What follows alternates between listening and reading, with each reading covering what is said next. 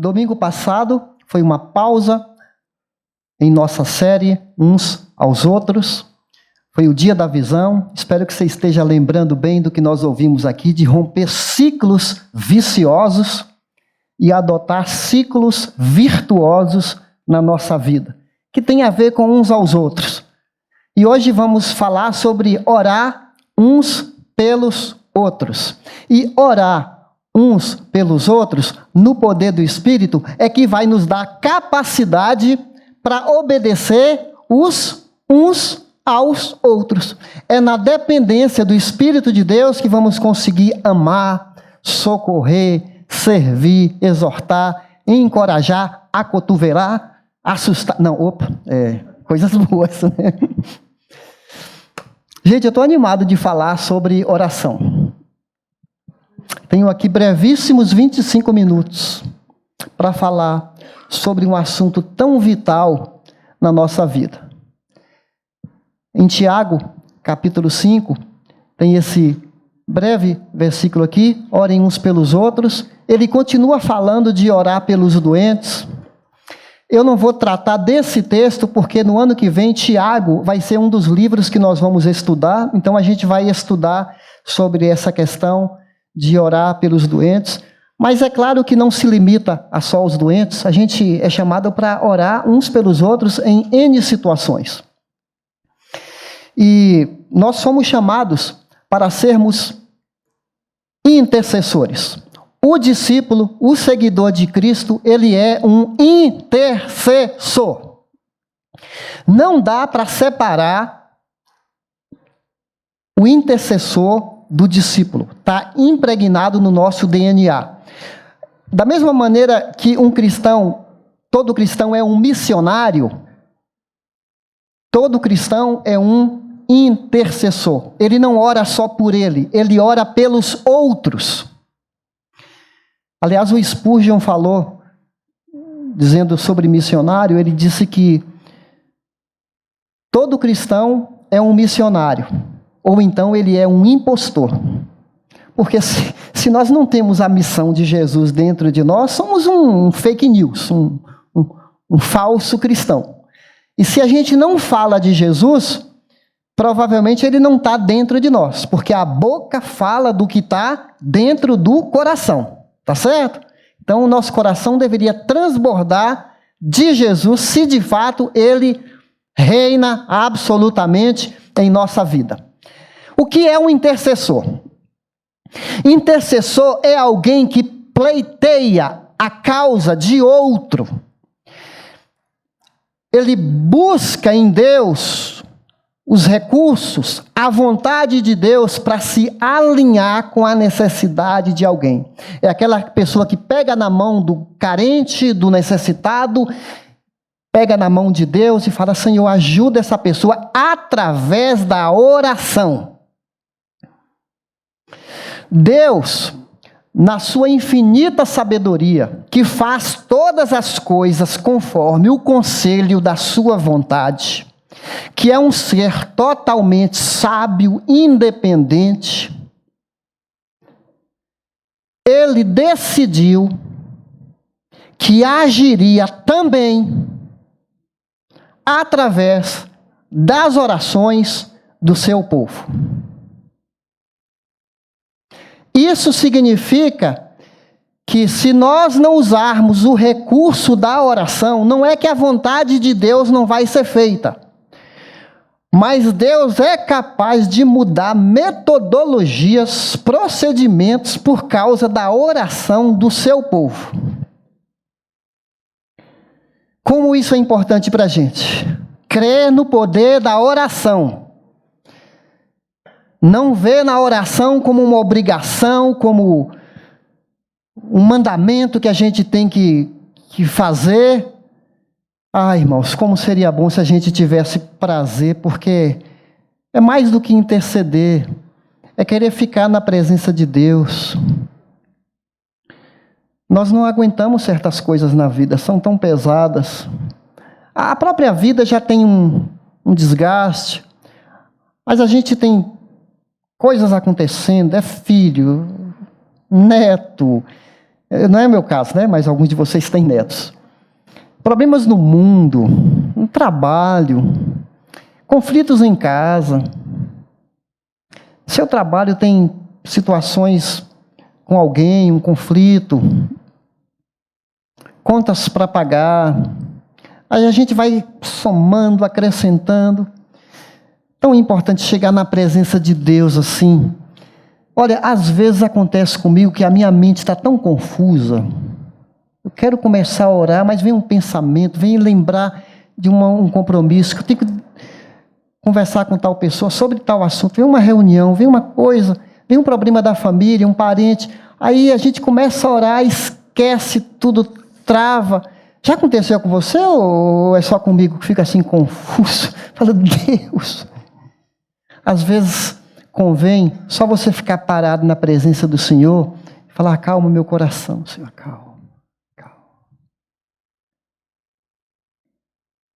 Para receber forças de Deus, vai no teu quarto, fala com Deus. A Ana, que vivia num estresse tremendo, tinha uma rival da Ana na Bíblia, e ela orava a Deus, e ela queria tanto ter um filho, e na época dela era uma pressão social muito grande, ela se sentia tão pequena, mas ela orava, derramava a alma na presença de Deus, aí fala que ela saía, e que o semblante dela já era outro, mais leve. Tem certas cargas que a gente não deveria carregar. A Bíblia fala, lança sobre Deus toda a vossa ansiedade, porque Ele tem cuidado de nós. Então deixa Deus ser Deus. Eu nem sei o que eu estou falando isso, mas seja uma pessoa que sabe da sua limitação e fala, eu não sou Deus. Isso é tarefa do Senhor, interceder. Então, a gente tem que lembrar disso. Eu achei interessante um pensamento desse livro aqui vou mostrar para vocês. Todo cristão é chamado para interceder por seus irmãos e pelo mundo. Muitos vivem superficialmente, gostam de sua família, não assumem a responsabilidade espiritual, não investem em oração por sua família, se contentam em frequentar, contribuir, mas não a carregar um peso espiritual, apenas menciona a igreja em suas orações. Tem muitos cristãos que oram por atacado. Oh, Deus abençoe minha família, abençoe minha igreja, obrigado por essa comida, em nome de Jesus. Faça mal ou faça bem, amém. Não tem gente assim que ora por atacado? Porque interceder exige renúncia.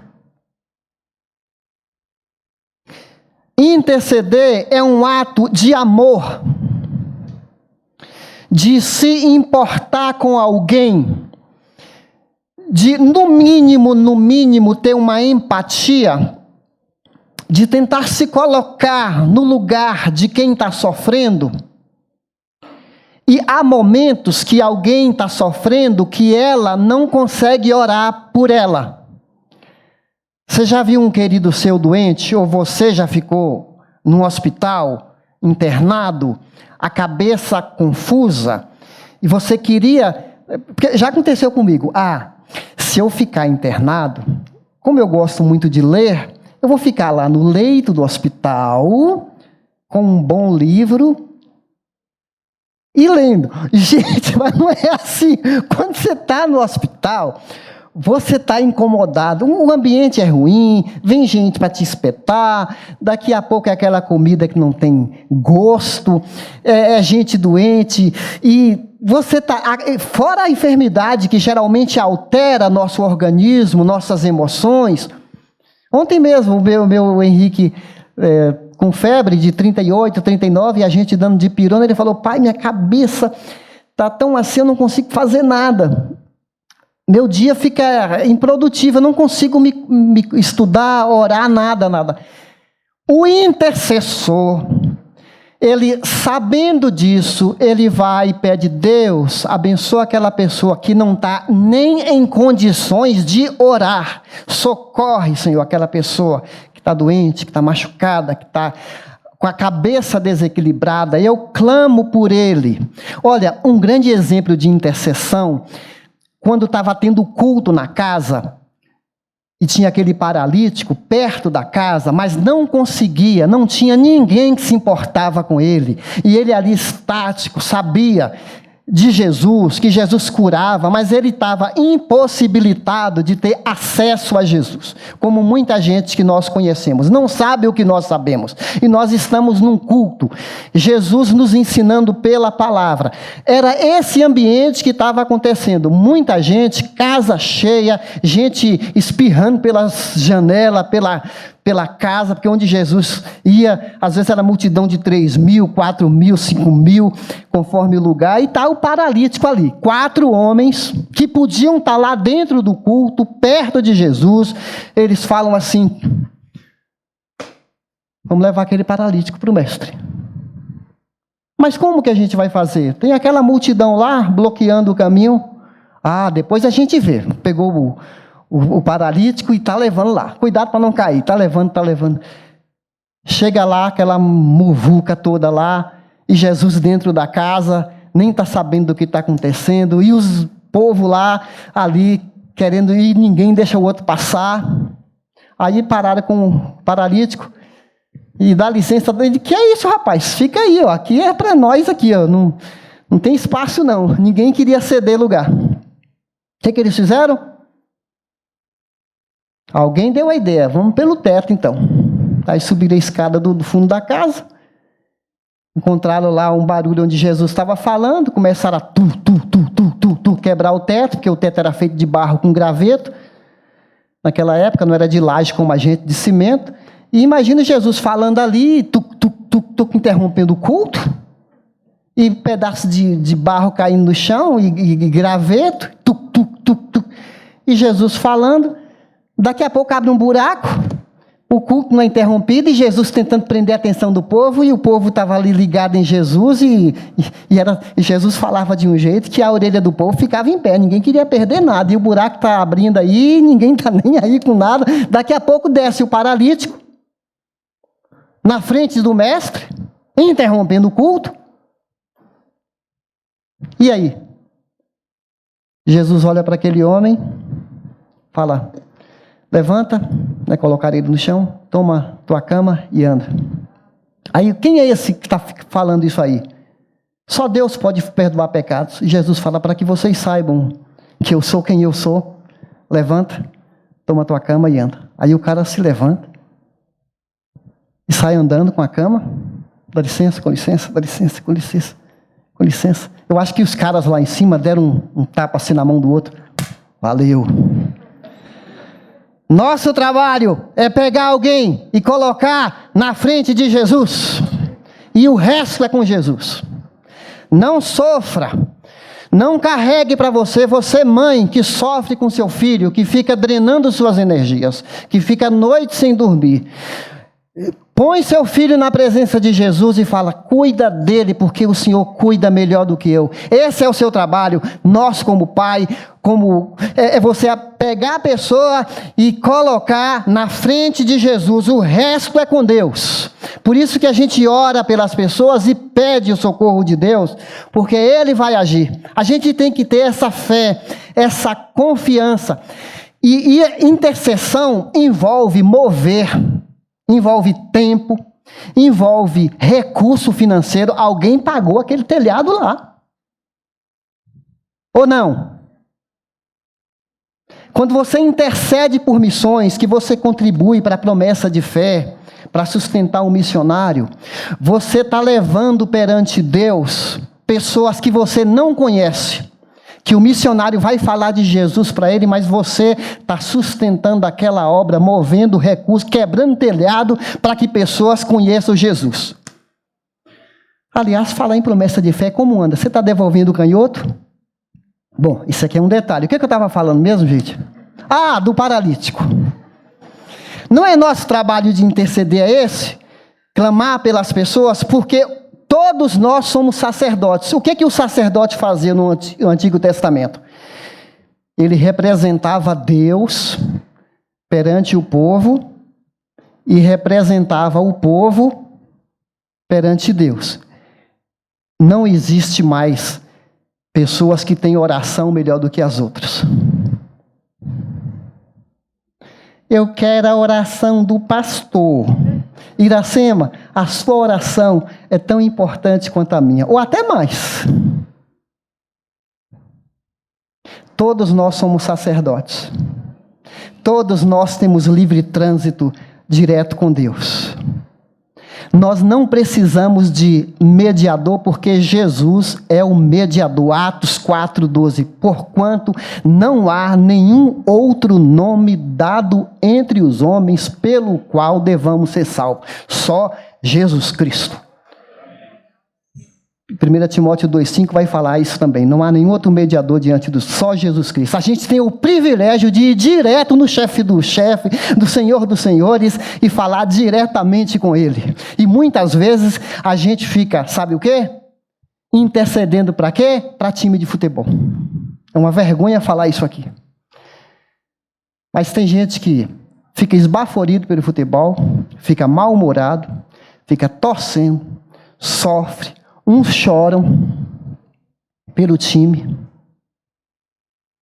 enche a cara pelo time, quando ganha, quando perde, porque a desculpa é essa, né? E tem muitos cristãos entrando nessa onda, fica mais preocupado se seu time vai para a primeira, vai cair ou se não vai cair, se vai manter, se vai ganhar o campeonato, do que com gente. A gente fica mais preocupado com time de futebol do que com pessoas. Mais preocupado com o objeto, a gente vai perdendo a sensibilidade. E aquele que tapa o ouvido ao clamor do pobre, isso aqui é um baita tapa aqui na nossa cara. Aquele que tapa o ouvido, Provérbios 22 fala isso, ao clamor do pobre, quando clamar, não será ouvido. E aqui, eu sei que aqui está falando do pobre literal, né? As pessoas carentes. Se a gente ignorar, sermos egoístas, não ajudar nada, só pensar em nós, isso significa que tem alguma coisa estranha, porque nós estamos sendo indiferentes aos outros e queremos que Deus não seja indiferente com a gente. É um baita tapa na nossa cara. Se a gente ignorar o que está acontecendo no mundo, não clamar pelas nações, porque orar pela nossa casa é fácil. Orar pelo meu pai, minha mãe, meus irmãos, meus filhos. Oh Deus, abençoe minha casa. É fácil orar por nós. Agora, orar pelos outros é um gesto de amor, de empatia, sem falar que o mais importante de tudo é ser amigo de Deus. É procurar uma amizade com Deus, porque oração deveria ser algo prazeroso para nós, não algo de obrigação. Abraão era amigo de Deus, é chamado amigo de Deus. E um certo dia de manhã, Deus resolveu comer um churrasco com Abraão. Foi lá. Gênesis 18. Deus e 2 anjos chegaram na casa de Abraão. Deus estava indo para onde? Para Sodoma e para Gomorra, porque as 2 cidades estavam depravadas e Deus ia destruir aquelas 2 cidades. Mas Deus falou assim, vou tomar um carro. Era na hora mais quente do dia, então era um churrasco. Abraão mandou matar lá uma cabrita e tudo mais, farinha e coisa nordestina, e estava ali. Mas o mais importante era a amizade de Deus com Abraão. Era que Deus gostava de estar perto de Abraão, porque Abraão construía altares. Abraão, onde ele ia, ele queria falar com Deus. Ele fazia questão que aquele povo pagão soubesse que ali tinha um homem que dependia de Deus para viver. Ele não tinha vergonha de se identificar como alguém que representava o Senhor perante as pessoas em volta. Ele intercedia pelo povo e Deus estava ali com ele. E quando Deus vai indo embora, Deus volta, que era a segunda pessoa da Trindade, que é Jesus, né? Fala o Senhor, segunda pessoa, Jesus pré-encarnado, Jesus antes da encarnação. Aí fala para ele, porventura eu vou ocultar, Abraão, meu segredo, ou segredos, né? Aí Deus fala, eu vou destruir Sodoma e Gomorra. Aí Abraão começa ali uma intercessão. Deus, poupa a cidade. Se tiver ali 50, Deus fala, não, eu vou poupar se tiver 50. Se tiver 45. E não tinha gente que temia a Deus, mas Abraão intercedeu e a família do Ló foi tirada da cidade. O que eu quero trazer aqui é que Deus nos coloca como sentinela da cidade. Olhar para a cidade e clamar pela cidade. Não destrua, Senhor. Dá oportunidade.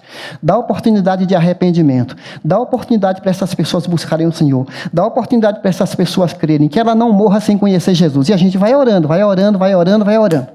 Às vezes a gente fica cansado de orar. Como o pai daquele garoto endemoniado, que era um pai já cansado. O menino era endemoniado. E ninguém conseguia expulsar o demônio. Talvez seu filho não seja endemoniado. Ou talvez seja. Mas está entregue a um vício, a um relacionamento tóxico, está entregue a uma postura de vida de orgulho, de rebeldia, e te deixa frustrado e cansado por causa do seu filho. E aquele pai estava nesse ponto assim. Aí Jesus fala para ele assim, ele era... Esqueci o nome daquele pai. Aí Jesus fala assim para ele, você tem fé para que eu cure seu filho? Ele fala assim, Senhor, ajude a minha incredulidade. Um pai que estava frustrado, porque a sua oração não era respondida. Ele pede, Senhor, me ajude na minha falta de fé. Aí Jesus vai e liberta aquele garoto. Às vezes acontece conosco também. A gente ora, mas não acredita. Por isso a gente pode recorrer, Senhor, me ajude até na minha fraqueza. E nós temos o Espírito Santo, que Ele intercede por nós. Nós temos essa ajuda extra, com gemidos que decodificam o que a gente tem, porque às vezes a gente vai na oração, vai misturando vaidade, sonhos loucos, paixões, desejos egoístas. Ainda bem que o Espírito Santo pega esse entulho, vai limpando e chega perante Deus com a nossa oração lapidada e trabalhada. Mas, querido, como é um privilégio a gente poder orar. Continuando o nosso slide, nós temos exemplos na Bíblia. Eu falei de Abraão, eu poderia falar de Moisés, Neemias, Esther, Paulo. Ora, as orações de Paulo, peço que o Deus de nosso Senhor Jesus Cristo, glorioso Pai, dê a vocês espírito de sabedoria e de revelação no pleno conhecimento dele. E ele vai desenvolvendo para que Deus abra os olhos do vosso coração, para vocês compreenderem a riqueza da sua herança, da glória dos salvos. Ele vai orando assim. Se você às vezes não tem palavras para orar, pega as orações de Paulo e ora pela igreja.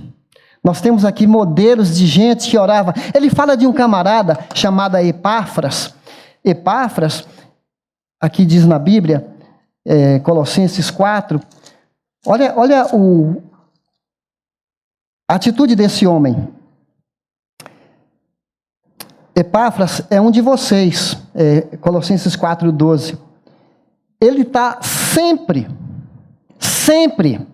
batalhando por vocês em oração, para que como pessoas maduras e plenamente convictas, continuem firmes em toda a vontade de Deus. Ele se levantou para orar pelo povo de Deus.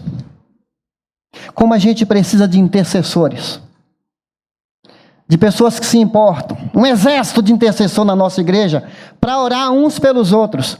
Quando a igreja ora, milagres acontecem. A igreja orou no livro de Atos. Pedro, que ia ser executado por Herodes, foi liberto no último dia, porque a igreja fazia constante oração por ele. Mas Deus vai responder sempre do jeito que a gente quer? Não. O próprio Jesus, na sua agonia, o que ele falou? Afasta de mim esse cálice, Senhor, se possível. O que aconteceu? A cruz foi removida? Não. Mas Deus respondeu porque veio um anjo e consolou Jesus. Deu um alívio que ele precisava naquele momento. Às vezes, Deus não vai responder exatamente como a gente gostaria, mas Ele vai mandar algo, um conforto. Eu não esqueço, não sei se eu já contei para vocês, quando minha irmã faleceu, as minhas forças faltaram. Eu estava no culto na igreja da minha família, lá em Diadema, e a gente estava naquele culto, o corpo ali, e minhas forças faltaram, veio uma fraqueza tão grande, e eu me desconheci naquele momento. Aí eu procurei uma cadeira para sentar. E quando eu sentei, um homem estava do meu lado. E ele precisava falar algo que só eu e Deus entenderíamos. Ninguém mais, um desconhecido. É como se Deus naquela hora usasse a boca daquele homem para falar algo que eu precisava ouvir. Porque foi uma tragédia muito grande o falecimento da minha irmã, que foi um suicídio, e ela era bem nova. E aquele homem falou para mim assim: fique em paz. Você conhece sua irmã? Ela está contabilizada entre os salvos. Parece uma palavra assim tão normal, não é? Mas aquilo era o que eu precisava ouvir. Então, às vezes, Deus não tira a gente daquela dor, a gente passa na fornalha da provação, mas naquela hora Ele vai enviar um auxílio tão grande que você vai falar: Deus não esqueceu de mim. Ele me amparou. Ele cuidou de mim. Queridos, olha só, para a gente concluir, depois do sofrimento de sua alma, ele verá a luz e ficará satisfeito. Falando de Jesus, 700 anos antes dele nascer. Porquanto ele derramou sua vida até a morte, foi contado entre os transgressores. Pois ele levou o pecado de muitos, e pelos transgressores ele intercedeu. A condenação estava pairando sobre nossa cabeça. Todos nós estávamos sob a ira de Deus. A ira de Deus iria ser derramada sobre a humanidade. Jesus se coloca na brecha entre nós e Deus, e ele recebe o impacto da ira de Deus sobre ele. E ele ali se doa, se coloca na brecha entre nós e Deus. E a palavra intercessão tem esse sentido de uma reta que quebra um círculo e une dois círculos. Nós estávamos afastados, Jesus veio e nos une a Deus através da morte dele. Ele nos conecta com Deus. Ele é o nosso intercessor. Além do Espírito Santo, que é uma pessoa da Trindade, que fala em Romanos capítulo 8, daqui a pouco a gente vai ler, que intercede por nós, nós temos o próprio Filho de Deus que veio interceder, pleitear, pegar nossa mão e colocar junto com a mão de Deus para que nós fôssemos agora ligados com Deus para sempre. E fala que ele continua no ofício de sacerdote. Jesus tem um sacerdócio permanente. Lembra que o sacerdócio representa o povo perante Deus e Deus perante o povo? Ele é capaz de salvar definitivamente, absolutamente, irremediavelmente, inalteradamente aqueles que por meio dele aproximam-se de Deus, pois vive sempre para interceder por nós. Nós temos um advogado 24 horas por dia, mesmo quando a gente se sente humilhado, derrotado, porque Satanás não quer que a gente seja intercessor, quer que a gente fica nessa vida pequena, miúda. Ele intercede por nós, porque ele morreu e Deus aceitou o sacrifício de Jesus. E por último, quem fará alguma acusação contra os escolhidos de Deus? É Deus quem o justifica. Não deixa Satanás falar para você: você é fraco, não adianta orar, Deus não vai te ouvir, você é uma tranqueira. Não é isso que a Bíblia fala. Fala que ele te ama. Às vezes a gente é tranqueira mesmo, mas essa matéria-prima mal acabada, ele tem paciência. Paciência é algo que Deus tem de maneira inesgotável e renova a sua misericórdia a cada manhã. E ele ressuscitou e ele intercede por nós. Talvez o advogado que você tem aqui na terra é incompetente, é esquecido, é injusto, é aproveitador, mas nós temos um Senhor que ele é justo. Jesus Cristo é o nosso advogado supremo. E ele morreu na cruz por nós. Ah, que alegria, irmãos. A gente está livre dessa condenação e ter alguém que, mesmo quando a gente é fraco, não consegue orar, não consegue agradar a Deus, ele ainda assim está trabalhando para nos manter firmes e de pé.